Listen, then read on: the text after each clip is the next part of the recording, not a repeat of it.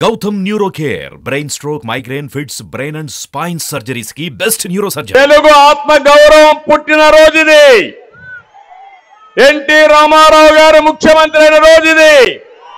తెలుగు జాతికి దశ దిశ నిర్దేశించిన రోజు ఈ పండగ రోజు అని చెప్పి కూడా నేను మీకు తెలియజేస్తున్నా ఇదే సమయంలో ఇక్కడ భూమా నాగిరెడ్డి కూడా ఈ రోజే పుట్టాడు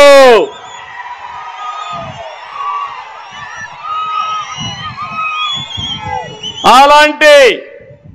మంచి నాయకుడిని ఈ రోజు నేను ఇక్కడికి వచ్చి ఘాట్ గోళ్ళెళ్ళి ఆయనకు నివాళులు అర్పించి వచ్చానంటే ఇది నా అదృష్టంగా నేను భావిస్తున్నా ఈ రోజు నేను ఒకటే మిమ్మల్ని అందరినీ కోరుతున్నా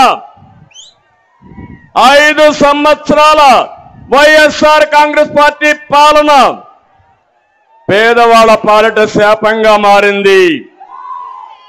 పేదలు నిరుపేదలుగా మారిపోయారు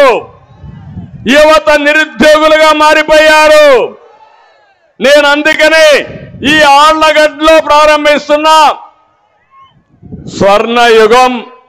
మళ్ళీ రావాలని మనస్ఫూర్తిగా ఆకాంక్షిస్తున్నా ఈ మీటింగ్ లో మీరందరూ ఒకటే ఆలోచించాలి స్వర్ణయుగం కావాలన్నా తెలుగు జాతికి లేకపోతే రాతి యుగం కావాలన్నా వైఎస్ఆర్ కాంగ్రెస్ పార్టీ పాలనలో స్వర్ణయుగం కావాలంటే చేలుపైకెత్తండి రాతి యుగం వద్దనే వాళ్ళు గట్టిగా చప్పట్లు కొట్టి నిరసన తెలియజేయండి ఎందుకు నేను ఈ మాట వాడానంటే నేనేదో అధికారం కోసం రాలా మీ దగ్గరికి 14 సంవత్సరాల ముఖ్యమంత్రిని 40 సంవత్సరాలుగా ఎమ్మెల్యేని ఇప్పటికే 47గా ఎమ్మెల్యే ఎవరికి దక్కని గౌరవం దక్కింది ఎవరు చేయలేని పనులు కూడా నేను చేసిన నిజాయితీ నిరూపించుకున్నా ఈ రోజు నేను ఒక పిలుపు ఇవ్వడానికి వచ్చా రాతి యుగం వైపు వెళ్తారా స్వర్ణ యుగం కోసం నాతో నడుస్తారా అని మిమ్మల్ని అడుగుతున్నా మీరు ఒక విషయం గుర్తుపెట్టుకుంటే అనర్హులకి అసమర్థులకి రాక్షసులకి అధికారం ఇచ్చాం అదే మనకు ఈరోజు ఈ కష్టం అలాంటి దుర్మార్గులు రాకపోయింటే కష్టాలు వచ్చేటి కాదు దీనికి ఒక సామెత చెప్తాను ఒక చిన్న కథ మీ అందరికి ఆలోచించుకోవాలి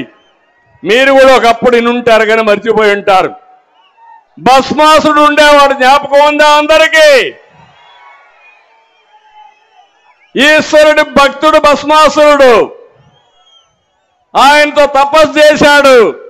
బోళా శంకరుడు ఆ తపస్సుకు మెచ్చిపోయాడు కరుణించాడు కోరుకోమన్నాడు ఇమ్మీడియట్ గా భస్మాసుడు కోరింది నేను ఎవరి తలపైన నెత్తి పెడితే నెత్తిన చేయి పెడితే వాడు బూడిదైపోవాలా అని కోరుకున్నాడు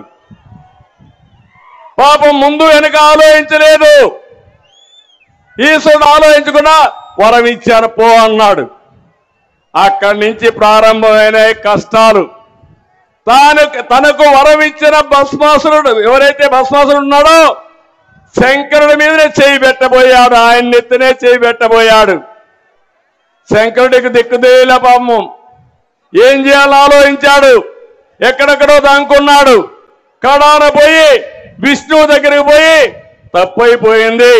నేను వరం ఇచ్చాను వాడు నానెత్తినే చేయి పెడుతున్నాడు కాపాడు మహోప్రభు అంటే అప్పుడు ఆయన మీరు చూస్తే విష్ణుమూర్తి మోహిని అవతారంలో వచ్చి ఈ భస్మాసురుణ్ణి మోసగించి కూడా అంటే మరిపరించి తర్వాత ఆయన చెయ్యి ఆయన ఎత్తినే పెట్టుకున్నాడు ఆ దెబ్బతో ఏమయ్యాడు భస్మం అయిపోయాడు బూడిదైపోయాడు ఇప్పుడు ఇక్కడ ఏం జరిగిందంటే మీ దగ్గరకు వచ్చాడా ముద్దులు పెట్టాడా ఒక్కసారి అన్నాడా మురిసిపోయారా మీరందరూ ఓటేశారా లేదా ఇప్పుడు అందరూ నెత్తిన చేయి పెట్టాడా లేదా అని మిమ్మల్ని అడుగుతున్నా అందరికీ కష్టాలు వచ్చాయా లేదా మీరే చెప్పండి. ప్రతి ఇంటికి, ప్రతి ఊరికి, ప్రతి ప్రాంతాన్ని నాశనం చేసిన చరిత్ర ఈ యొక్క సైకో జగన్మోహన్ రెడ్డి. జగన్కు తెలిసింది రద్దులు, గుద్దులు, బొక్కుడు, నొక్కుడు, కూల్చివేతలు, దాడులు, కేసులు తప్ప ఇంకేమీ తెలియని వాడు.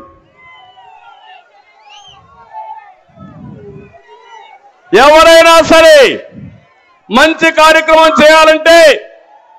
దేవుని దగ్గరికి వెళ్తాం. క్రిస్టియన్స్ అయితే చర్చికి వెళ్తారు, ముస్లిమ్స్ అయితే మసీదుకు కూడా వెళ్తారు. ఒక నమ్మకం.